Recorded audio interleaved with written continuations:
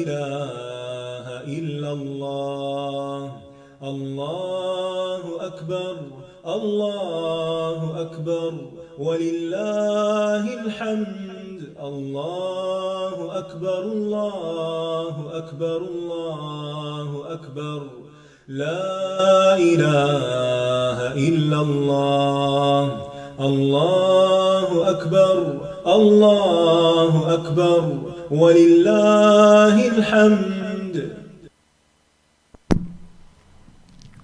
السلام علیکم ورحمۃ اللہ وبرکاتہ، نحمده ونصلی علی رسولہ الکریم، اما بعد فاعوذ باللہ من الشیطان الرجیم، بسم اللہ الرحمن الرحیم، رب اشرح لی صدری ویسر لی امری واحلل عقدۃ من لسانی یفقهوا قولی۔ لو أنزلنا هذا القرآن على جبل لرأيته خاشعا متصدعا من خشية الله وتلك الأمثال نضربها للناس لعلهم يتفكرون۔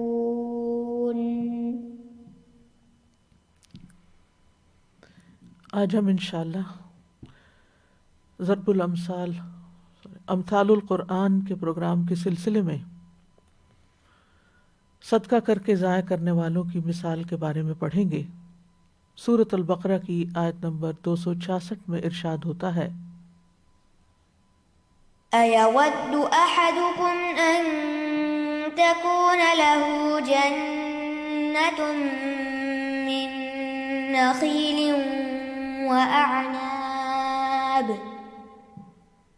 وَأَعْنَابٍ تَجْرِي مِن تَحْتِهَا الْأَنْهَارُ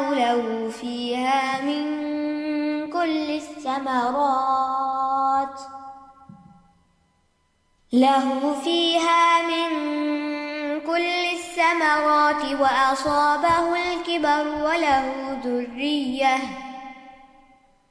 وله ذرية ضعفاء فأصابها إعصار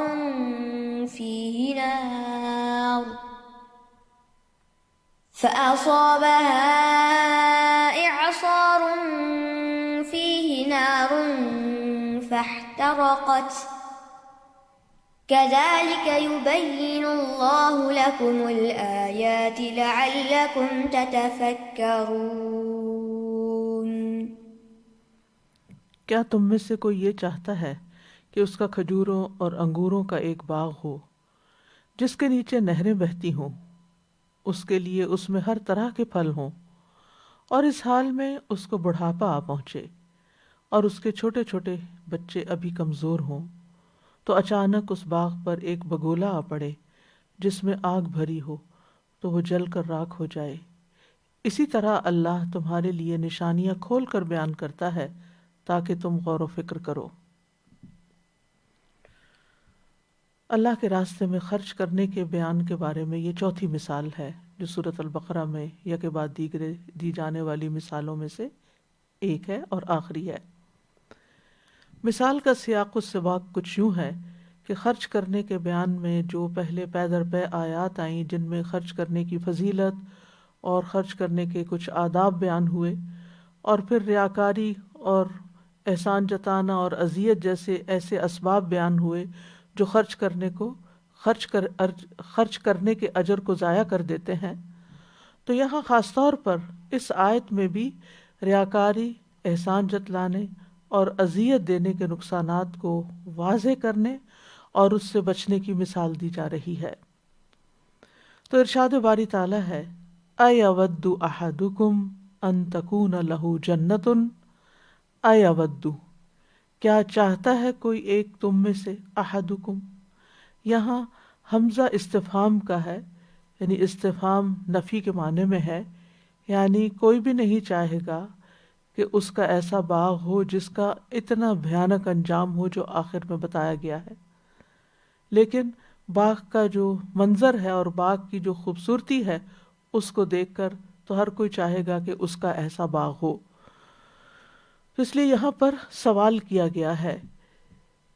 یودو کا لفظ جو ہے یہ ود سے ہے. ود کہتے ہیں خالص محبت کو، کسی چیز کے ساتھ کامل محبت ہونا، اس چیز کے حاصل ہونے کی آرزو اور تمنا کرنا. یعنی کیا کوئی تم میں سے ایسا باغ حاصل کرنے کی تمنا کرے گا، چاہے گا کہ وہ اس کے پاس ہو؟ کیسا باغ؟ من نخیل و آناب، جو کھجوروں اور انگوروں پر مشتمل ہو. کھجور اور انگور پھلوں میں سے بہترین پھل ہیں جو غذا بھی ہیں اور دوا بھی ہیں. یہ پھل عام پھلوں کے مقابلے میں افضل ہیں، ان کے فوائد بھی زیادہ ہیں، اور خصوصاً ہم دیکھتے ہیں کہ عجوہ کھجور میں شفا بھی ہے. جیسا کہ حدیث میں آتا ہے، رسول اللہ صلی اللہ علیہ وسلم نے فرمایا، بالائی علاقے کی عجوہ کھجور کا نہار منہ استعمال کرنا ہر قسم کے جادو اور زہر سے شفا ہے، یعنی ٹاکسنز وغیرہ بھی اس سے دور ہو جاتے ہیں. تو بہرحال یہ پھل مزے میں، ذائقے میں، غذائیت میں بہت مفید ہیں، فائدہ مند ہیں. اور اس لیے بھی ان کی مثال بیان کی گئی کہ عربوں کے ہاں یہ دو پھل عام طور پر پائے جاتے تھے جن سے سبھی واقف تھے. ہو سکتا ہے کہ اگر مینگو کی مثال دی جاتی تو وہاں لوگ نہ سمجھتے کہ آم کیا ہوتے ہیں، تو قریب کی مثال دی گئی کہ لوگ بات بھی سمجھیں. اور ویسے بھی ہم دیکھتے ہیں کہ ایک اور جگہ بھی باغ والوں کا قصہ آیا تو وہاں بھی انہی پھلوں کا ذکر ہے. تجری من تحتها الانہار، اس کے نیچے سے نہریں بہتی ہیں. انہار جمع کا صیغہ ہے. اس سے یہ پتہ چلتا ہے کہ باغ میں صرف ایک نہر نہیں تھی، مختلف طرح کی نہریں تھیں، اور یہ باغ کے مختلف حصوں میں پھیلی ہوئی تھی. اس سے یہ بھی پتہ چلتا ہے کہ باغ ایک بڑا باغ تھا، چھوٹا سا نہیں تھا. تو اس اعتبار سے یہ ایک بہترین باغ تھا کہ جس میں آبپاشی کا مکمل انتظام تھا. کوئی اس میں مشقت کی بات نہیں تھی، کیونکہ بارش کبھی ہوتی ہے کبھی نہیں ہوتی، اگرچہ بہت بہترین ہوتی ہے جب ہو تو، لیکن نہ ہو تو پھر کام رک بھی جاتا ہے. اسی طرح اگر کنویں سے پانی نکال کے کھیت کو لگانا پڑے تو وہ بھی ایک بڑا مشکل کام ہوتا ہے. تو اس کے برعکس اگر کسی باغ کے اندر نہریں بہہ رہی ہوں تو اس کے مالک کی خوشی کا کوئی ٹھکانہ نہیں ہوتا. لوگ ایسی جگہ پر رشک کرتے ہیں، ایسے باغ پر، ایسے کھیت پر.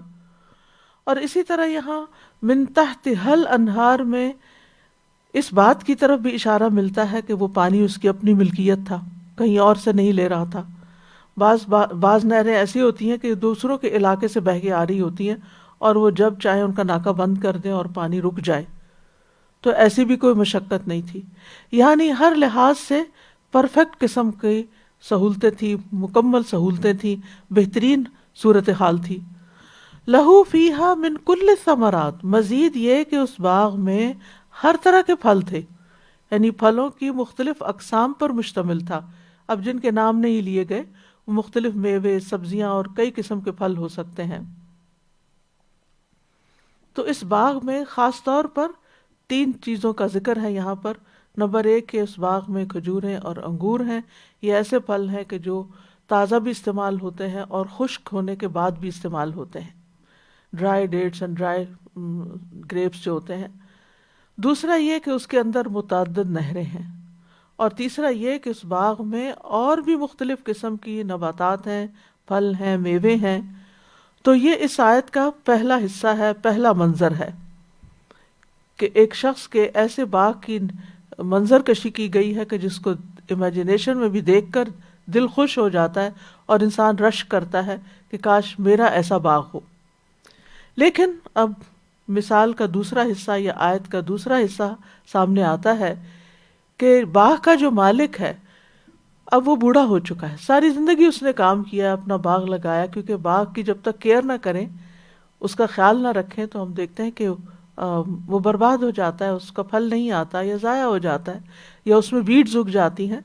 لیکن اس شخص نے اب بھرپور خیال رکھا، پوری محنت کی، اور اب کام کر کر کے ریٹائرمنٹ کا وقت آ گیا، بالکل تھک گیا، بوڑھا ہو گیا۔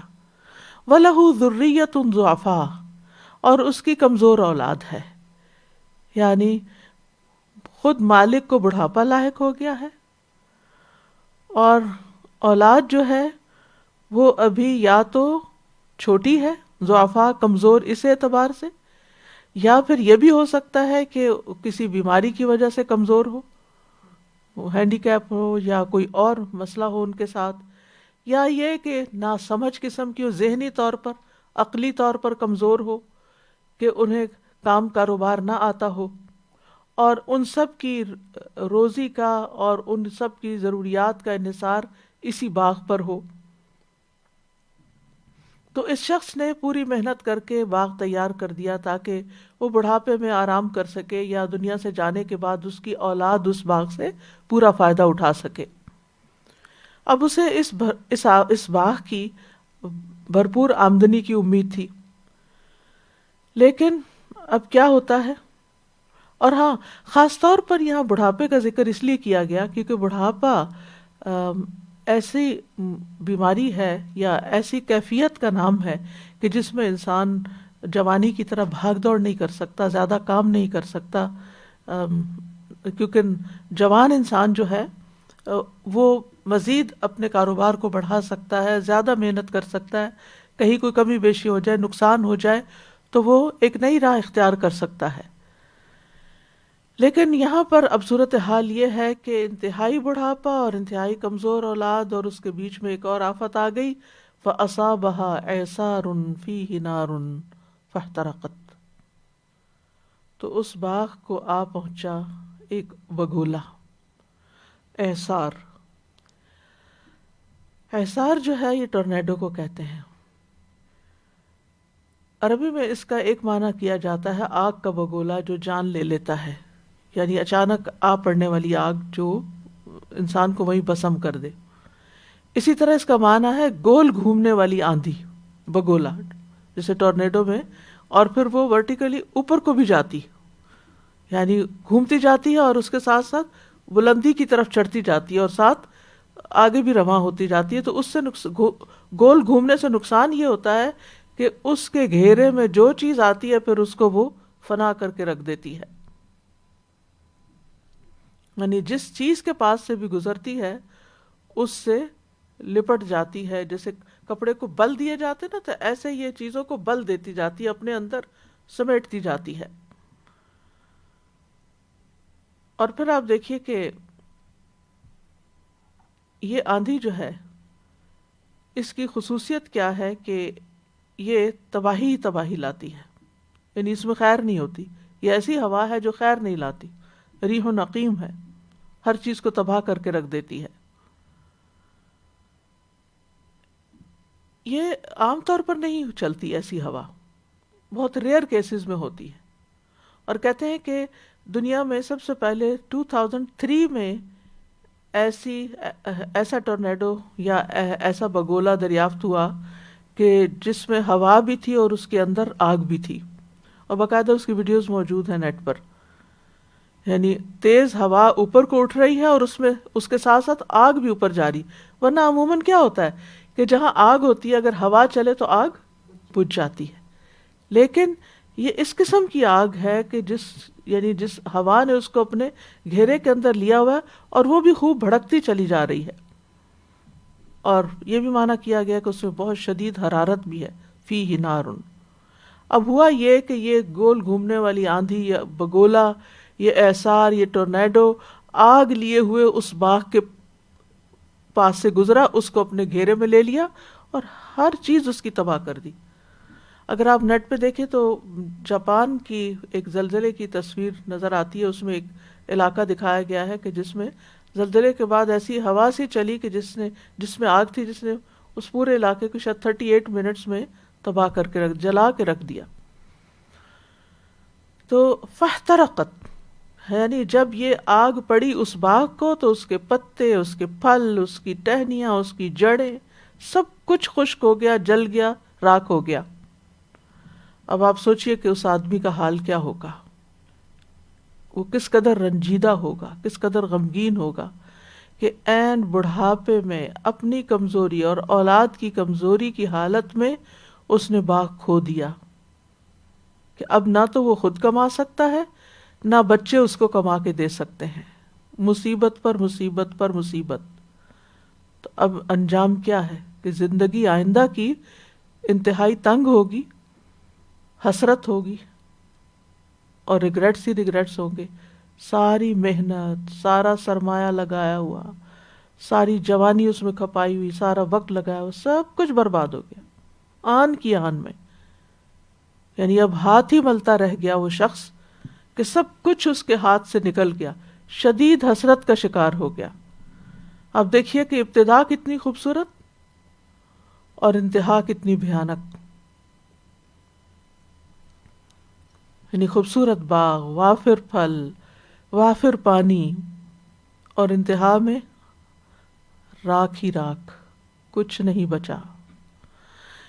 كَذَلِكَ يُبَيِّنُ اللَّهُ لَكُمُ الْآيَاتِ لَعَلَّكُمْ تَتَفَكَّرُونَ، اسی طرح اللہ تمہارے لیے آیات کو بیان کرتا ہے تاکہ تم غور و فکر کرو، یعنی دلائل واضح کرتا ہے، مثالیں بیان کرتا ہے۔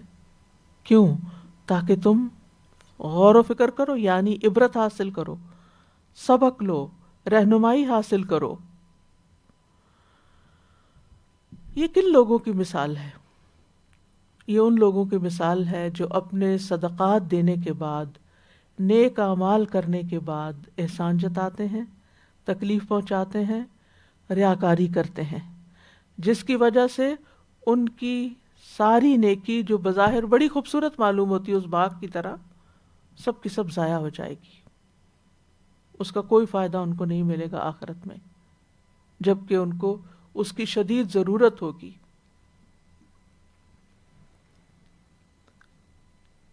تو آپ دیکھیے کہ اس باغ میں بہت ساری خوبیاں تھیں، لیکن اس ساری خیر کے باوجود اس کے کہ اس میں پانی بھی تھا، نہریں بھی تھی، لیکن آگ حاوی ہو گئی۔ وہ ہوا اس پر ایسی اس نے اپنے گھیرے میں اس کو لیا کہ کچھ بھی نہ چھوڑا۔ تو جب آپ ایسے باغ کے بارے میں پڑھتے ہیں تو ہر شخص کے اندر ایک خواہش پیدا ہوتی ہے کہ اتنا مکمل اور اتنا خوبصورت باغ، مالک کتنا خوش قسمت ہے۔ لیکن دوسری طرف آپ دیکھتے ہیں کہ عین اس وقت جب کہ اس کو ضرورت ہے اس باغ کے فائدے کی، اس کے ہاتھ میں کچھ بھی نہیں آتا، اور اس کے پاس صرف حسرتیں باقی رہ جاتی ہیں، غم، پریشانی، مستقبل کا خوف، تکلیف ہی تکلیف، اولاد کو دیکھ کے، ان کی شکل کو دیکھ کے بھی تکلیف، اپنی حالت کو دیکھ کے بھی تکلیف، باغ کو دیکھ کے بھی تکلیف، ہر طرف مایوسی ہی مایوسی ہے۔ اسی طرح کی ایک مثال ہمیں سورۃ الکہف میں بھی ملتی ہے، جس میں اللہ سبحانہ وتعالیٰ دو لوگوں کا واقعہ بیان کرتے ہیں کہ ان میں سے ایک کے پاس دو باغ تھے جن میں انگور تھے، اور انگور اندر تھے لیکن اس کے ساتھ ساتھ اس باغ کو کھجوروں نے گھیر رکھا تھا۔ وَحَفَفْنَاهُمَا بِنَخْلٍ وَجَعَلْنَا بَيْنَهُمَا زَرْعًا، باغ کے اندر کھیتی بھی تھی، یعنی اور بھی چیزیں لگی ہوئی تھی۔ كِلْتَا الْجَنَّتَيْنِ آتَتْ أُكُلَهَا وَلَمْ تَظْلِم مِّنْهُ شَيْئًا وَفَجَّرْنَا خِلَالَهُمَا نَهَرًا، اس کے بیچ نہریں بھی چل رہی تھی۔ وَكَانَ لَهُ ثَمَرٌ، اور اس کا بہت سا فائدہ تھا، پھل تھا، آمدنی تھی۔ تو آپ دیکھیے کہ ان دو مثالوں میں کافی مماثلت بھی پائی جاتی ہے۔ تو کہنے کا مطلب یہ ہے کہ جو شخص محنت کرتا ہے اور خصوصاً عبادت میں محنت کرتا ہے، اسے چاہیے کہ وہ صرف اور صرف اللہ کی رضا کے لیے کرے، اللہ کی خوشنودی کے لیے کرے۔ ایسا عمل اس کھیت کی طرح ہے جس میں پھل پھول ہیں، نہریں ہیں، طرح طرح کے پھل ہیں، انتہا دلکش باغ ہے۔ یعنی یہ ہمارے نیک اعمال ہمارے لیے کیا ہے؟ ایک دلکش باغ کی حیثیت رکھتے ہیں۔ اور بگولا کیا ہے؟ نیکیوں کو ضائع کرنے والے اعمال، چاہے وہ جو ان آیات میں بیان ہوئے یا اس کے علاوہ جن کی کچھ تفصیل میں آگے جا کر بیان کروں گی۔ انسان اپنے اعمال کا سب سے زیادہ ضرورت مند کب ہوگا، یا ان کے اجر کا، یا ان کے ثمر کا، یا ان کے نتیجے کا؟ جب وہ اللہ کے پاس پہنچے گا۔ لیکن جب وہاں پہنچے گا لم یجد شیئا، وہاں تو کچھ بھی نہیں ہوگا۔ اللہ سبحانہ وتعالیٰ سے ملاقات کرے گا اور پورا پورا اس کا حساب چکا دیا جائے گا۔ تو بنیادی طور پر یہاں ایک منافق شخص کے اعمال کا ذکر ہے جو بظاہر بڑی بڑی نیکیاں کرتا ہے، چیریٹی کے بڑے بڑے کام کرتا ہے، لیکن وہ صدقہ خیرات صرف اور صرف دکھاوے کے لیے کرتا ہے۔ کیونکہ قرآن مجید میں منافقین ہی کے بارے میں آتا ہے کہ وہ خرچ نہیں کرتے مگر یعنی دکھاوے کے اعمال کرتے ہیں، ناپسندیدگی سے خرچ کرتے ہیں، لیکن جہاں شہرت کی بات ہوتی ہے وہاں پر یا ضرورت یا فائدہ یا مقصد کوئی ہوتا ہے تو خوب خرچ کرتے ہیں۔ تو باغ کے حسن اور خوبصورتی سے مراد منافق کا عمل ہے جو بظاہر بڑا خوبصورت ہوتا ہے۔ آپ نے دیکھا ہوگا کہ بعض لوگ بظاہر بہت خوش اخلاق ہوتے ہیں، وہ آپ کے ساتھ لین دین کرتے ہیں، دعوتوں پہ آپ کو بلاتے ہیں، بظاہر لگتا ہے کہ لوگوں کے بہت سے کام کر رہے ہیں، لوگ آ کر ان کو اپنے مسئلے مسائل بتاتے ہیں، وہ ان کے مسائل حل کرنے کے لیے دوڑتے ہیں، خوشی غمی کے موقع پر وہ لوگوں کے پاس پہنچتے ہیں، مبارکبادیں دینے حاضر ہوتے ہیں، کوئی فوت ہو جائے تو فوتگی کے موقع پہ حاضر ہوتے ہیں، اور بعض اوقات انہیں کوئی شکایت بھی ہو جائے تو شکایت بھی پی جاتے ہیں۔ لیکن جب ان کی مرضی کے خلاف کوئی چیز ہو جائے، یا جہاں ان کو کوئی فائدہ نظر نہ آئے، یا کوئی ان پر تنقید کر دے، یا پھر یہ کہ ان کے مفاد پر کوئی زد پڑے، تو ان کی اصلیت کھل کے سامنے آ جاتی۔ وہ جتنا بھی آپ کے ساتھ احسان کر رہے ہوتے ہیں، یا جتنے بھی بڑے بڑے کام کر رہے ہوتے ہیں، وہ ان سب سے اپنا ہاتھ کھینچ لیتے ہیں۔ اب وہ آپ کو سلام میں پہل نہیں کریں گے، آپ کو دیکھ کے مسکرائیں گے نہیں، آپ کو اپنی دعوت میں بلانا بھول جائیں گے، آپ کو مشکل پیش آئے گی تو وہ آپ کے کام نہیں آئیں گے، اگر آپ ان سے شکوہ بھی کریں تو وہ بھی کوئی بہانہ کر دیں گے، کیونکہ ان کو آپ سے شکایت ہو گئی۔ آپ انسان تھے، آپ سے غلطی ہو سکتی ہے۔ تو بعض لوگ دنیاوی فائدوں کے لیے دیندار بنے ہوئے ہوتے ہیں، دنیاوی فائدوں کے لیے وہ لوگوں میں اپنی پبلک ریلیشننگ بڑھانے کے لیے، پی آر کے لیے وہ لوگوں کے ساتھ بہت اچھا رکھ رکھاؤ کرتے ہیں، لیکن جب انہیں پتہ چلتا ہے کہ لوگ ان کے لیے لوگوں سے ان کو فائدہ نہیں پہنچا جس کی وہ توقع رکھتے تھے، یا کوئی شخص ان کی توقعات پہ پورا نہیں اترا، تو سب کچھ ختم کر کے رکھتا۔ اور آپ حیران ہوگے کہ یہ کیسے دوست تھے، یہ کیسے لوگ تھے کہ جو اتنی محبتوں کا اظہار کرتے تھے، اور جب مقصد پورا نہیں ہوا تو نگاہیں ہی پھیر لیں، رنگ ہی بدل دیا۔ تو ایسے شخص کی یہاں مثال دی جا رہی ہے کہ جس نے باغ سنوارنے میں کوئی کسر نہیں چھوڑی۔ ڈفرینٹ چیزوں کا ذکر ہے نا، پانی بھی ہے، کھیتی بھی ہے، کھجور کے اونچے درخت بھی ہیں، انگوروں کی بیلیں بھی لٹک رہی ہیں، اور بھی طرح طرح کے پھل ہیں، یعنی ہر قسم کی نیکیاں کر رہے ہیں، صدقہ خیرات کے علاوہ باقی بھی نیکیوں کے کام کر رہے ہیں۔ لیکن اس سے وہ کیا چاہتے ہیں؟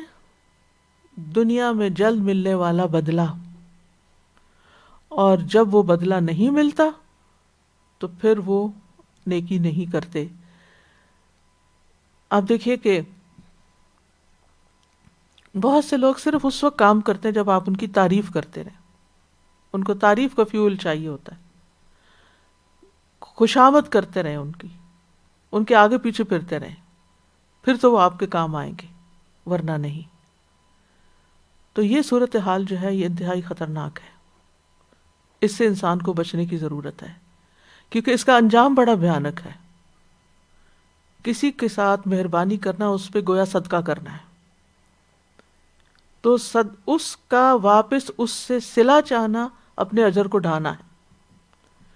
تو جو شخص شروع میں اللہ کی رضا کے لیے خرچ کرتا ہے، دکھاوا کرتا ہے، لیکن کبھی اللہ کی رضا بھی دل میں ہوتی ہے، کیونکہ بعض لوگ ایسے ہوتے ہیں وہ دکھاوا نہیں بھی کرتے، اللہ کی رضا کے لیے کر رہے ہوتے ہیں، تو ابتدا میں تو ان کو اجر حاصل ہو جاتا ہے، لیکن پھر کسی وقت تنگ آ کر پھٹ پڑتے ہیں اور احسان جتا کے اذیت دے کے سارا کچھ برباد کر دیتے ہیں۔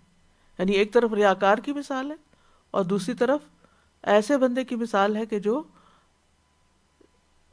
ویسے کام ٹھیک کرتا ہے، ایمان بھی ہے اس کے اندر، اللہ کے لیے بھی کر رہا ہے، لیکن احسان جتانے کی عادت نہیں جاتی اس کی، یا اذیت دینے کی عادت نہیں جاتی۔ تو قیامت کے دن جب وہ اٹھے گا تو اس کے پاس کچھ بھی نہیں ہوگا، کوئی اجر و ثواب نہیں ہوگا جس کا وہ منتظر ہوگا۔ کتنا بڑا شوق ہوگا کہ انسان نیکیاں کر کر کے جمع کر رہا ہے اور بڑا خوش فہمی میں مبتلا ہے کہ میں جب قیامت کے دن جاؤں گا تو میرا بڑا اچھا استقبال ہوگا، اور جب وہ وہاں جائے گا تو وہاں پر کچھ بھی نہیں ہوگا، سب کچھ اس کی آنکھوں کے سامنے بکھر چکا ہوگا۔ تو ایسے شخص کا پھر کیا حال ہوگا؟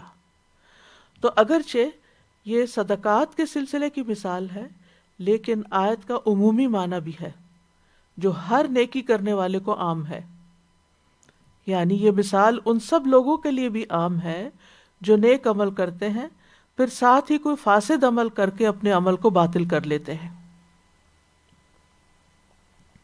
تو مفسرین کہتے ہیں کیونکہ مثال کے الفاظ عام ہیں اور جو عام الفاظ ہوتے ہیں ان کا عمومی معنی لیا جاتا ہے، اس کو صرف کسی ایک خاص نیکی کے لیے مخصوص نہیں کیا جا سکتا۔ تو جو لوگ نیک اعمال کرنے کے بعد ان کو ضائع کرتے ہیں ان کا حشر یہی ہوگا کہ وہ اعمال ان کے دھول بن کے ختم ہو چکے ہوں گے۔ شیخ سعدی کہتے ہیں یہ مثال اس شخص کی ہے جو اللہ کی رضا کے لیے عمل کرتا ہے، خواہ وہ صدقہ ہو یا کوئی اور عمل، پھر وہ ایسے عمل کرتا ہے جو اس عمل کو تباہ کر دیتے ہیں، یعنی پہلے عمل کو تباہ کر کے رکھ دیتے ہیں۔ عبید بن عمیر کہتے ہیں کہ عمر رضی اللہ عنہ نے ایک مرتبہ نبی صلی اللہ علیہ وسلم کے صحابہ سے پوچھا تمہارا کیا خیال ہے کہ یہ آیت کس معاملے کے متعلق ہے؟ ایود احدکم، یہی آیت پڑھ کے سنائی۔ صحابہ نے کہا اللہ عالم، اللہ بہتر جانتا ہے۔ تو حضرت عمر غصے میں آ گئے، انہوں نے کہا کہو ہم جانتے ہیں یا ہم نہیں جانتے؟ یہ کیا بات ہوئی کہ اللہ ہی جانتا ہے؟ اللہ تو ہر چیز جانتا ہے، لیکن میں تم سے پوچھ رہا ہوں۔ اب یہ تو ایسا ہی ہے نا کہ جیسے کوئی آپ سے اپنا مسئلہ بیان کرے اور کہے کہ مجھے اس معاملے میں بتائیں کہ یہ چیز حلال ہے یا حرام ہے، تو آپ نے اللہ ہی جانتا ہے۔ تو بھائی اگر آپ جانتے ہیں تو آپ بتا دیں، نہیں جانتے تو آپ کہہ دیں مجھے نہیں معلوم، آئی ڈونٹ نو۔ تو بہرحال اس وقت ابن عباس کہنے لگے امیر المومنین میرے دل میں اس کے متعلق ایک بات آئی ہے۔ حضرت عمر نے فرمایا بھتیجے بیان کرو اور خود کو حقیر نہ خیال کرو۔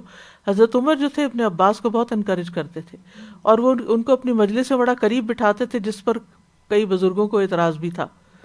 تو بہرحال انہوں نے پھر ایک دفعہ ان کا ٹیسٹ بھی لے لیا سب کے سامنے، اس کے بعد سب مطمئن ہو گئے کہ انہوں نے جواب دیا اور باقی لوگ نہ دے سکے۔ تو ابن عباس کہتے ہیں اس آیت میں عمل کی مثال بیان کی گئی ہے۔ حضرت عمر نے کہا کون سے عمل کی؟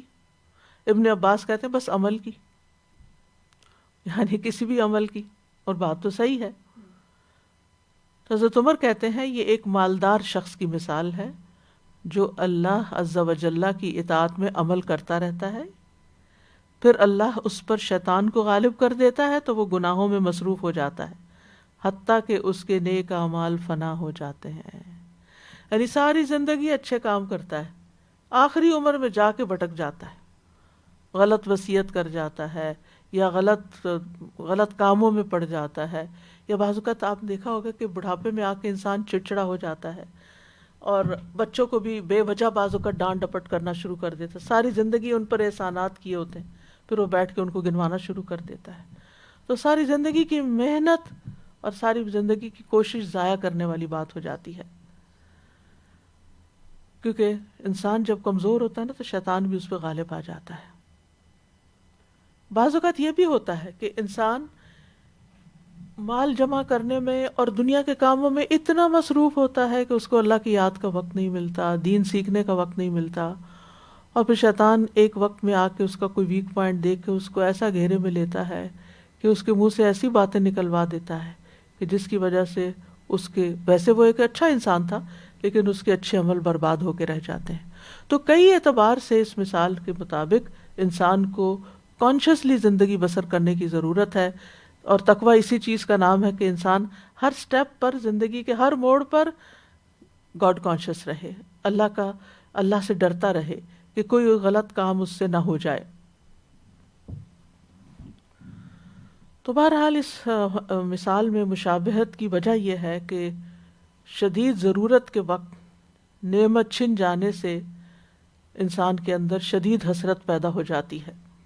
جتنی شدید ضرورت ہوتی ہے اس وقت نعمت چلی جائے تو اس انسان کے اندر پھر بہت زیادہ شرمندگی، ندامت، ریگریٹ، حسرت پیدا ہو جاتی ہے۔ اور خاص طور پر انسان کو اپنی آخرت کی فکر کرنی چاہیے، کیونکہ اس دن انسان کے سامنے وہ چیزیں ظاہر ہونے لگیں گی جن کا اس کو خیال بھی نہ تھا۔ سورۃ الزمر میں ایک آیت آتی ہے وَبَدَا لَهُم مِّنَ اللَّهِ مَا لَمْ يَكُونُوا يَحْتَسِبُونَ، اور ان کے لیے اللہ کی طرف سے وہ کچھ سامنے آ جائے گا جس کا وہ گمان بھی نہیں کیا کرتے تھے، جس کا انہوں نے کبھی سوچا بھی نہیں تھا۔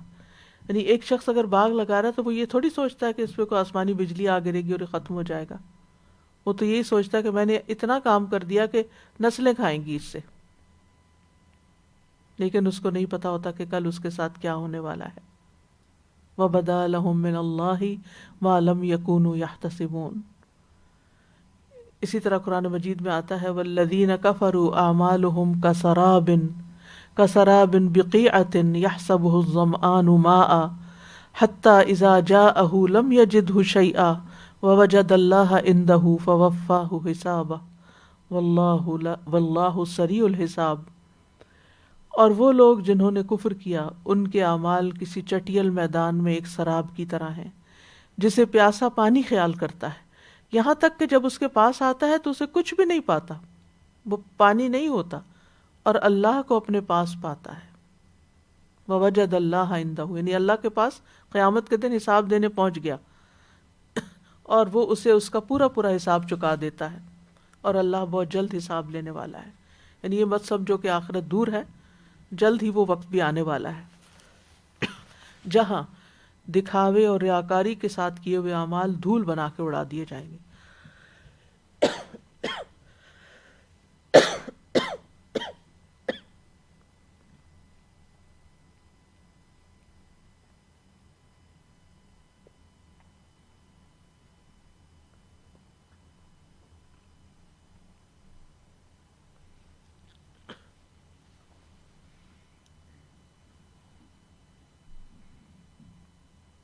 سورۃ فرقان میں آتا ہے وَقَدِمْنَا إِلَىٰ مَا عَمِلُوا مِنْ عَمَلٍ فَجَعَلْنَاهُ هَبَاءً مَنْثُورًا، اور ہم اس کی طرف آئیں گے جو انہوں نے کوئی بھی عمل کیا ہوگا تو اسے بکھرا ہوا غبار بنا دیں گے، سب کچھ ختم ہو کے رہ جائے گا۔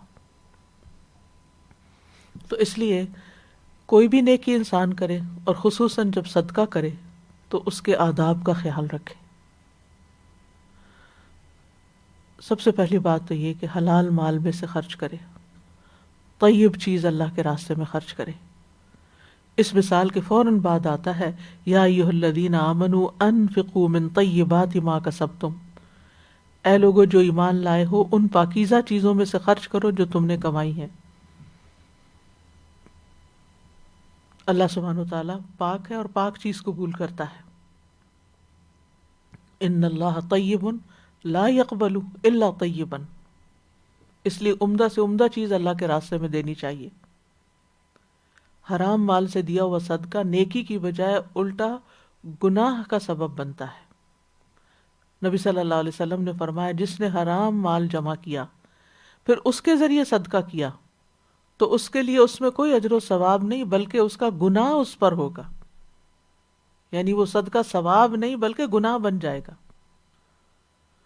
پھر اسی طرح ناپاک چیز خرچ نہیں کرنی چاہیے، اللہ تعالیٰ فرماتے ہیں وَلَا تَيَمَّمُوا الْخَبِيثَ مِنْهُ تُنْفِقُونَ، کہ جو تم خرچ کرتے ہو اس میں سے خبیث نہ ہو، نکمی اور ردی چیز نہ ہو، بالکل بیکار کہ جو کسی کے کام ہی نہ آئے. جی خبیث ناپاک یعنی گلی سڑی، یا پھر یہ ہے کہ کوئی حرام کی چیز، مثال کے طور پر کوئی نان مسلم آپ کو شراب کا تحفہ دے دیتا ہے، تو آپ کہتے ہیں کہ چلو گرانے کی بجائے، ڈسکارڈ کرنے کی بجائے کسی اور کو تحفہ دے دیتے ہیں. تو ایسی چیزیں تحفہ بھی نہیں دینی چاہیے. کوئی آپ کو ایسی کیک یا چاکلیٹس لا کے دے دیتا ہے تو پھر اسی طرح یہ ہے کہ ردی اور نکمی چیزیں نہیں دینی چاہیے. ایک شخص نے ایک دفعہ کمزور سا اونٹ کا بچہ دیا اللہ کے راستے میں. تو نبی صلی اللہ علیہ وسلم نے فرمایا اللہم لا تبارک فیہ ولا فی ابلہ، اے اللہ اس میں اور اس کے اونٹوں میں برکت نہ فرمانا. تو بہرحال اس شخص کو جب یہ بات پہنچی تو وہ بہت پریشان ہوا، دوڑتا ہوا آیا، کہا میں توبہ کرتا ہوں، معافی مانگتا ہوں. تو آپ نے اس کے لیے دعا کی. نفلی صدقات میں بھی خبیث چیز دینے سے بچنا چاہیے، یعنی فضول اور فالتو قسم کی چیز نہیں دینی چاہیے. مسجد نبوی میں بعض اوقات لوگ کھجوریں لا کے رکھتے تھے اور اس میں ایسی بھی آ جاتی تھی جو کھانے کے لائق نہیں ہوتی تھی، تو اس سے منع کیا گیا کہ تم ولا تیمموا الخبیث منہ تنفقون ولستم بآخذیہ، تم خود نہیں اس کو لوگے اگر تمہیں کوئی دے، الا ان تغمضوا فیہ، مگر یہ کہ آپ اس میں اپنی آنکھیں بند کر لو. نبی صلی اللہ علیہ وسلم نے ایک موقع پر فرمایا بلا شبہ قیامت کے دن یہ صدقہ کرنے والا ایسی ہی خراب کھجور کھائے گا، یعنی جو کسی کو کھلا رہا ہے وہی کل اس کو ملے گی. یعنی جو چیز خود کو پسند نہیں وہ دوسروں کو بھی نہ دے. ایک تو اس اعتبار سے کہ چیز ٹھیک ہے لیکن آپ مثلا بیمار ہیں یا آپ کو کھانے سے منع ہے، لیکن دوسروں کے لیے بڑے فائدے کی ہے تو وہ اس میں نہیں آتا. اس کا مطلب یہ ہے کہ جس چیز کا کھانا آپ کے لیے ناگوار ہو، پرانی ہو، باسی ہو، جو استعمال کے قابل نہ ہو، وہ مت دو کسی کو. حتیٰ کہ مسکین اور غریب فقیر کو بھی وہ نہ دو جو تم خود نہیں لیتے. اس کے برعکس اپنی پسند کی چیز اللہ کے راستے میں خرچ کرو، کیونکہ لن تنالوا البر حتی تنفقوا مما تحبون. پھر اسی طرح یہ ہے کہ انسان پورے دل کے ساتھ چیز دے. اب دیکھیے کہ مثلا آپ یعنی روبوٹ سے کام لیتے ہیں، تو آپ روبوٹ سے کوئی کام کرنے کے لیے کہتے ہیں، مثلا کہتے ہیں پانی کا گلاس لاؤ، وہ آپ کے لیے لے آتا ہے. اب روبوٹ کی نہ تو کوئی نیت ہے، نہ کوئی جذبات ہیں، نہ کوئی احساسات، کچھ بھی نہیں، اس نے پانی لا کے رکھ دیا. لیکن ایک اللہ کے بندے کو آپ کہتے ہیں کہ پانی کا گلاس دو، تو کہتے ہیں شکر ہے مجھے نیکی کا موقع ملا، اور دل کے جذبات کے ساتھ حاضر ہوتا ہے اللہ کو راضی کرنے کی نیت سے، اور بہترین طریقے سے خوشی سے اسمائل کرتے ہوئے آپ کو پیش کرتا ہے. ان دونوں میں فرق ہے. اس انسان کو اجر ملے گا، روبوٹ کو کچھ بھی نہیں ملنے والا. اسی طرح جو لوگ بالکل روبوٹک انداز میں نیکیاں کرتے ہیں، نہ کوئی جذبات، نہ کوئی احساسات، نہ کوئی نیت، نہ کوئی ارادہ، نہ کچھ، بس ایک مشین کی طرح کام کر رہے ہیں، مشین کی طرح ہی صدقہ کر رہے ہیں، مشین کی طرح ہی سب کچھ کر رہے ہیں، اس میں کسی قسم کا کوئی ایمان اور احتساب شامل نہیں، تو اجر بھی نہیں. وہ حدیث میں آتا نا من صام رمضان ایمانا و احتسابا، جس نے رمضان کے روزے رکھے ایمان کے ساتھ، یعنی اس پورے ایمان سے مراد پورے یقین کے ساتھ کہ یہ اللہ اس پر اجر دے گا اور اللہ تعالیٰ ہی اس کی جزا دینے والا ہے مجھے. اور دوسرا یہ کہ احتساب، یعنی اس اللہ کی رضا کو سامنے رکھتے ہوئے انہوں نے یہ کیا کہ اس پر مجھے اجر ملے گا، لہذا میں نے اللہ ہی کے لیے کرنا ہے. تو پھر من قام رمضان میں بھی ایمان اور احتساب آتا ہے، پھر لیلۃ القدر میں بھی ایمان اور احتساب. تو یہ ہمیں باقی نیکیوں میں بھی یہ چیز شامل کر لینی چاہیے کہ یقین کے ساتھ کریں، تثبیتا من عند انفسہم، اور اس کے ساتھ خوب اچھے دل کے ساتھ. اب ہم دیکھ لیتے ہیں کہ اس مثال سے کیا کیا باتیں ہم نے سیکھی. پہلی بات تو یہ کہ دنیا کی زندگی کی مثال ایک کھیتی کی طرح ہے. ایک دنیا کی کھیتی ہے اور ایک آخرت کی کھیتی ہے. من کان یرید حرث الآخرہ نزد لہ فی حرثہ ومن کان یرید حرث الدنیا نؤتہ منہا وما لہ فی الآخرۃ من نصیب. جو آخرت کی کھیتی چاہتا ہے، یعنی یہاں سب کچھ لگا رہا ہے کہ وہاں جا کے پھل کاٹے، ہم اس کے لیے اس کی کھیتی میں اضافہ کریں گے. اور جو کوئی دنیا کی کھیتی چاہتا ہے، یعنی انسٹنٹ ریوارڈ، انسٹنٹ گریٹیفیکیشن اور نتیجہ اور منفعت اس سے چاہتا ہے، پروفٹ چاہتا ہے، تو ہم اسے اس میں سے کچھ دے دیں گے اور آخرت میں اس کے لیے کوئی حصہ نہیں. تو اس لیے انسان جو بھی کام کرے نیکی کا، اسے آخرت کو مد نظر رکھتے ہوئے کرے. یعنی اللہ سبحانہ وتعالیٰ کی رضا تو ہو، لیکن آخرت کا احساس ہو. پھر اسی طرح اس مثال سے ہمیں یہ بات بھی پتہ چلتی ہے کہ انسان کو ڈرنا چاہیے برے انجام سے، کہ میں جو اتنی رونق لگا کے بیٹھا ہوا ہوں، بڑے اچھے اچھے کام اپنے خیال میں، شوق میں کر رہا ہوں، احتساب کروں اپنا، حساب کروں اپنا کہ کیا اس کے آداب اور اس کے احکام جو اللہ تعالیٰ نے اس کام سے متعلق دیے ہیں ان کو ملحوظ رکھ رہا ہوں یا نہیں، اور اس کا انجام کیا ہونے والا ہے. کیونکہ انما الاعمال بخواتیمہا، اعمال کا دار و مدار ان کے خاتمے پر بھی ہے، کہ ان اعمال کا نتیجہ کیا نکلتا ہے، اس سے حاصل کیا ہوتا ہے. تو برے خاتمے سے انسان کو ڈرنا چاہیے. پھر یہ کہ اپنے اعمال کو ضائع ہونے سے بچانا چاہیے، اپنی محنت کی حفاظت کرنی چاہیے. اپنے اوقات کا بھی لحاظ ہم رکھیں، اور اس بات کی شدید حرص ہو کہ کوئی ایسا عمل نہ کرے کہ جو آخرت میں اجر و ثواب کا باعث نہ ہو. یعنی ہماری نیکیاں بڑھتی جائیں، ہمارے مرنے کے بعد بھی وہ ہمارے لیے نیکی کے بڑے بڑے کام جو ہیں وہ صدقہ جاریہ بن جائیں، وہ کام رکے نہیں.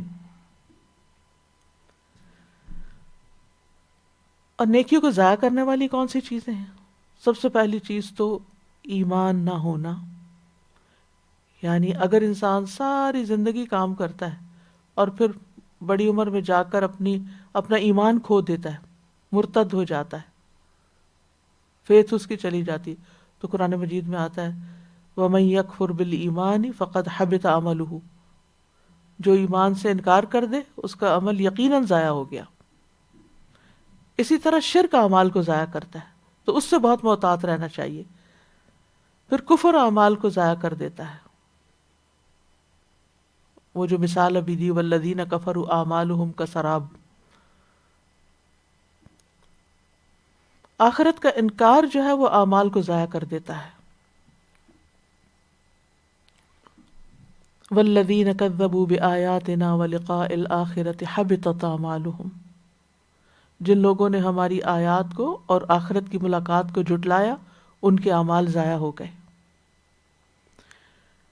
حضرت عائشہ فرماتی ہے میں نے عرض کیا اللہ کے رسول صلی اللہ علیہ وسلم، ابن جدعان زمانے جاہلیت میں صلہ رحمی کرتا تھا، مسکینوں کو کھانا کھلاتا تھا، تو کیا اس سے کوئی فائدہ ہوگا؟ آپ نے فرمایا یہ کام اسے کچھ بھی فائدہ نہ دیں گے، کیونکہ اس نے ایک دن بھی نہیں کہا رب اغفر لی خطیئتی یوم الدین، اے میرے رب بدلے کے دن میرے گناہوں کو معاف کر دینا. اسی طرح تقدیر کا انکار کرنے والا، اس کے بھی اعمال ضائع ہو جاتے ہیں. عبداللہ بن عمر قسم کھا کے فرماتے تھے اگر تقدیر کا انکار کرنے والوں میں سے کسی کے پاس احد پہاڑ کے برابر سونا ہو اور وہ سب کا سب اللہ کی راہ میں خرچ کر دے، تب بھی اللہ اسے قبول نہیں کرے گا.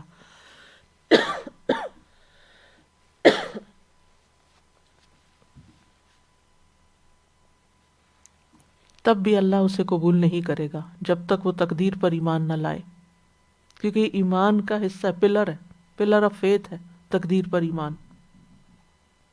کتنے لوگ آرام سے کہہ دیتے ہیں ہم تقدیر وقدیر کچھ نہیں مانتے، سب کچھ کوشش سے ہوتا ہے. پھر اسی طرح جو اللہ نے نازل کیا ہے اس کو ناپسند کرنا، اس سے بھی اعمال ضائع ہوتے ہیں. ذالک بانہم کرہوا ما انزل اللہ فاحبط اعمالہم، سورۃ محمد میں آتا ہے یہ اس لیے کہ بے شک انہوں نے اس چیز کو ناپسند کیا جو اللہ نے نازل کی، یعنی قرآن ہے، قرآن کے احکامات ہیں، تو اللہ نے ان کے اعمال ضائع کر دیے.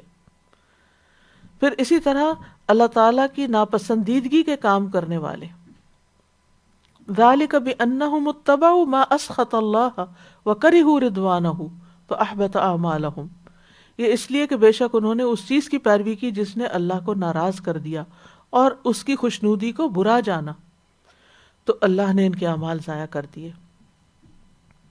پھر اسی طرح صرف دنیا کے فائدوں کے لیے نیکیاں کرنا، مطلوب مقصد دنیا کمانا اور اوپر لبادہ اسلام کا اوڑھ لینا۔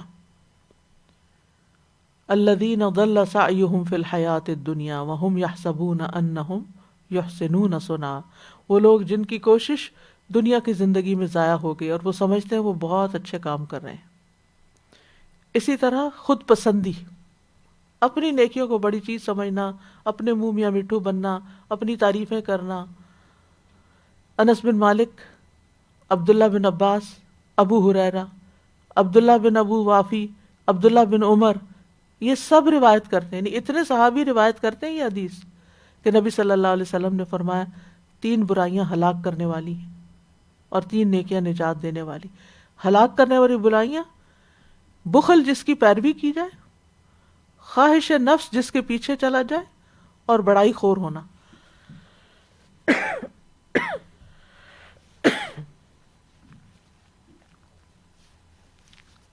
اسی طرح ریاکاری کے بارے میں تو آپ بارہا پڑھ ہی چکے ہیں، تو نیت کی خرابی، نیت کی خرابی کی وجہ سے تو شہید بھی اپنا اجر کھو دے گا، عالم بھی اپنا اجر کھو دے گا، اور سخاوت کرنے والا بھی اپنا اجر کھو دے گا، اور ان کے لیے ان ساری نعمت، ان ساری محنتوں کا صلہ جہنم کی شکل میں ملے گا، صرف نیت کی خرابی کی وجہ سے۔ پھر بدعتی کے اعمال ضائع ہو جاتے ہیں، بدعات کرنے والے۔ حدیث میں آتا ہے جس نے مدینہ کو یعنی کہ رسول اللہ صلی اللہ علیہ وسلم نے مدینہ کو حرم قرار دیا تھا، اور فرمایا تھا کہ جس نے اس میں کوئی بدعت نکالی، یعنی حضرت انس کہتے ہیں کہ رسول اللہ صلی اللہ علیہ وسلم نے اس کو حرم قرار دیا، اور تو جس نے اس میں کوئی بدعت نکالی اس پر اللہ کی، فرشتوں کی اور تمام انسانوں کی لعنت ہوگی۔ قیامت کے دن اللہ اس کی طرف سے نہ کوئی فرض قبول کرے گا نہ نفل۔ ابن انس کہتے ہیں یا جس کسی نے بدعت کا ارتکاب کرنے والے کو پناہ دی۔ پھر اسی طرح اللہ کے فیصلوں پر اپنے فیصلے کرنے والوں کے اعمال بھی ضائع ہوتے ہیں۔ مثلا یہ کہنا کہ اللہ فلاں کو نہیں بخشے گا، بھئی آپ کون ہیں؟ یہ تو اللہ کا فیصلہ ہے، تو یہ اللہ کا فیصلہ ہے کہ اس کو بخشے یا نہ بخشے، لیکن آپ اللہ کے فیصلے پر اپنا فیصلہ سنا رہے ہیں۔ تو جیسے کہ وہ حدیث میں آتا ہے نا کہ ایک شخص نے اس طرح کی بات کسی کے بارے میں کہی، حالانکہ وہ بڑا نیک تھا خود، اس کے سارے اعمال برباد ہو گئے، اور جس کے بارے میں وہ بات کر رہا تھا اس کو اللہ نے جنت میں بھیج دیا۔ اسی طرح عصر کی نماز چھوڑ دینا، حدیث میں آتا ہے، بخاری کی روایت ہے، جس شخص نے عصر کی نماز چھوڑی اس کے اعمال ضائع ہو گئے۔ پھر تنہائی میں حرام کام کرنا، نبی صلی اللہ علیہ وسلم نے فرمایا میں اپنی امت کے ان لوگوں کو جانتا ہوں جو قیامت کے دن تہامہ پہاڑوں کی طرح ڈھیروں نیکیاں لے کر آئیں گے، لیکن اللہ ان کی نیکیوں کو فضا میں پھیلے ہوئے غبار کے باریک ریزوں کی طرح بے اہمیت کر دے گا۔ صوبان نے کہا اللہ کے رسول ایسے لوگوں کی صفات بیان کر دیجئے، ان کی ذرا وضاحت کر دیجئے، کہیں ایسا نہ ہو کہ لا علمی میں ہم ان کی صف میں کھڑے ہو جائیں کہیں ایسا نہ ہو کہ ہم لا علمی میں ان کی صف میں کھڑے ہو جائیں۔ آپ نے فرمایا خبردار، وہ تمہارے ہی بھائی ہوں گے، تمہاری نسل سے ہوں گے، رات کو تمہاری طرح قیام بھی کریں گے، لیکن وہ ایسے لوگ ہوں گے کہ تنہائیوں میں اللہ کے حرام کردہ امور کا ارتکاب کریں گے، یعنی جب اکیلے ہوں گے تو حرام کام کریں گے۔ پھر اسی طرح جو والدین کا نافرمان ہو، احسان جتلانے والا ہو، اپنا نسب بدلنے والا ہو، ظلم کرنے والا ہو، کیونکہ ظالم کے جو نیکیاں ہیں وہ کس کو دے دی جائیں گے؟ مظلوم کو۔ اسی طرح خیانت کار۔ تو کرنے کے کام یہ ہیں کہ انسان اپنی نیت کو اللہ کے لیے خالص کرے، کیونکہ نیت پر ہی اعمال کا دار و مدار ہے۔ جتنے بھی نیک اعمال انسان کرتا ہے وہ اسی وقت قیامت کے دن فائدہ مند ہوں گے جب انسان کی نیت درست ہوگی، اور وہ کیا ہونی چاہیے؟ اللہ کی رضا۔ ورنہ تو وہاں جا کر جب انسان کو ایک چھوٹی سے چھوٹی نیکی کی بھی شدید ہرس ہوگی کہ اس کا مجھے اجر ملے، جہاں انسان اس اجر اور صلے کا انتہائی محتاج ہو، یعنی کسی بھی نیک عمل کا بدلہ اگر دنیا میں ملتا ہے تو وہ وقتی بدلہ ہوتا ہے، اور اگر اس کا بدلہ نہیں بھی ملا تو کوئی اور کام کر کے انسان اپنا مقصد پورا کر لیتا ہے۔ لیکن قیامت کے دن تو نہ نیکی کرنے کا موقع ہے، نہ واپس پلٹنے کا موقع ہے، نہ کوئی رشتہ دار آپ کو نیکی دے رہا ہے۔ اب کیا ہے؟ صرف اور صرف حسرت اور ندامت ہے، کیونکہ وہ وقت چلا گیا، جو وہ مواقع چلے گئے، اور جو کچھ کیا تھا وہ تو برباد ہو گیا، اب ہاتھ میں کچھ بھی نہیں ہے۔ تو یاد رکھیے، بڑے بڑے اعمال نیت کی خرابی کی وجہ سے حقیر ہو جاتے ہیں۔ ابن المبارک کہتے ہیں کتنے بڑے بڑے عمل ہیں کہ نیت جن کو حقیر بنا دیتی ہے، اور اس کی دلیل اس سے ہے کہ جس آدمی نے ہجرت کی تو یہ اعمال میں سے تو بڑا عمل ہے، لیکن عمل حقیر ہو گیا، بری نیت کی وجہ سے ہجرت کا اجر بھی چلا گیا۔ پھر اسی طرح یہ ہے کہ ان تمام اعمال کا علم حاصل کریں جو عمل کو برباد کرتے ہیں، اور پھر ان سے بچنے کی کوشش کریں، اور پھر یہ کہ اپنے اعمال کی حفاظت کرنے کے ساتھ ساتھ اپنا مسلسل محاسبہ کرتے رہیں، اپنی نیت پہ چیک رکھیں کہ کہیں ہم پھسل تو نہیں رہے، اور کہیں کوئی ایسا کام تو نہیں کر رہے کہ ان تحبط اعمالکم وانتم لا تشعرون، ایسا نہ ہو کہ تمہارے اعمال برباد ہو جائیں اور تمہیں احساس بھی نہ ہو، پتہ بھی نہ چلے۔ تو اللہ سبحانہ تعالی ہمیں آخرت کے دن کی حسرتوں سے اور پریشانیوں سے محفوظ رکھے۔ ربنا آتنا فی الدنیا حسنۃ وفی الآخرۃ حسنۃ وقنا عذاب النار۔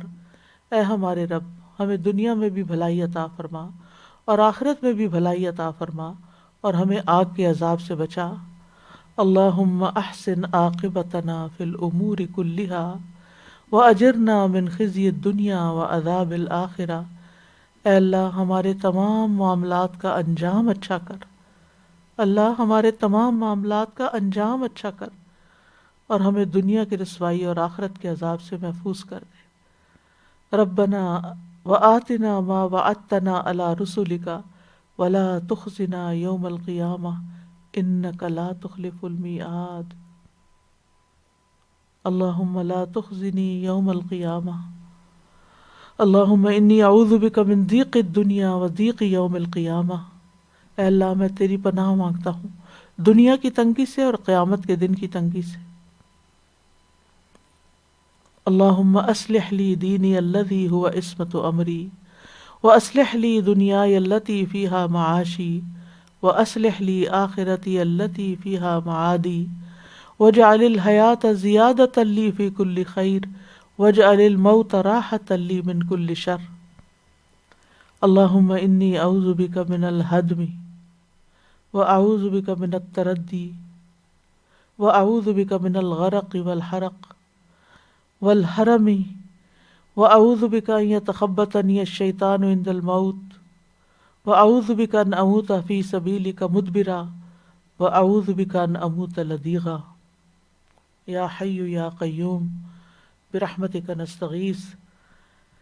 اللہ سبحانہ وتعالی ہمیں صالح اعمال کرنے کی توفیق عطا فرمائے۔ اللہ سبحانہ وتعالی ہمیں دوسروں کے حقوق ادا کرنے کی توفیق دے، تاکہ قیامت کے دن وہ ہمارے اعمال سے ہمارے حقوق نہ مانگیں، اور ایسا نہ ہو کہ حقوق مانگتے ہوئے ان کے حقوق وہاں اعمال کی شکل میں دیتے ہوئے اپنی ساری نیکیاں ختم کر دے۔ اللہ تعالی ہمیں اپنے شکر گزار بندوں میں سے بنائے، کیونکہ شکر کرنا نیکیوں کو باقی رکھتا ہے، اور ناشکری نیکیوں کو ضائع کر دیتی ہے۔ یعنی جو نعمتیں ہوتی ہیں، جو نیکیاں ہوتی ہیں، ان سے انسان ہاتھ دھو بیٹھتا ہے۔ یا رب العالمین، ہمیں احساس دے کہ جو کچھ تو نے ہمیں دیا ہے وہ ہماری ذاتی محنت نہیں، ہماری کوئی قابلیت نہیں، بلکہ سارے کا سارا تیرا احسان ہے۔ اس پہ صرف ہمارا حق نہیں یا رب، ہم جانتے ہیں اس پہ سب کا حق ہے، پورے معاشرے کا حق ہے۔ اللہ ہمیں ہر ایک کو حق دینے کی توفیق عطا فرما۔ یا رب العالمین، ہمیں سائل اور محروم کو دینے کی توفیق عطا کر۔ یا رب العالمین، ہر اس شخص کی مدد کرنے کی توفیق دے جو مدد کے مستحق ہے اور ہم اس میں مدد کر سکتے ہیں۔ یا رب العالمین تو ہم سب سے راضی ہو جا اور ہمارے سارے عمل آخرت کے لیے ہوں، تیری رضا کے لیے ہوں، اور ساری امیدیں تجھ سے ہی وابستہ ہوں، اور ہمارے اعمال میں مفاد پرستی نہ ہو، خود غرضی نہ ہو، ریاکاری نہ ہو، اذیت دینا نہ ہو، لوگوں سے بگڑنا نہ ہو، ہمیں برے اخلاق سے بچا، بری خواہشات سے بچا، برے لوگوں سے بچا۔ ربنا تقبل منا انک انت السمیع العلیم وتب علینا انک انت التواب الرحیم وصلی اللہ تعالی علی خیر خلقہ محمد وعلی آلہ واصحابہ واہل بیتہ اجمعین برحمتک یا ارحم الراحمین۔ الہی آمین۔ السلام علیکم ورحمۃ اللہ وبرکاتہ۔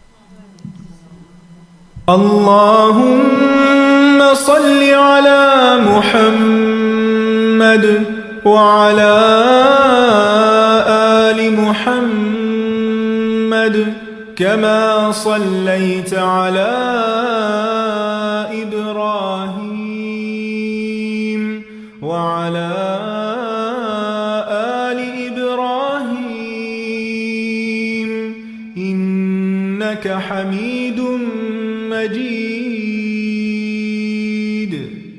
اللهم بارك على محمد وعلى آل محمد كما باركت على إبراهيم وعلى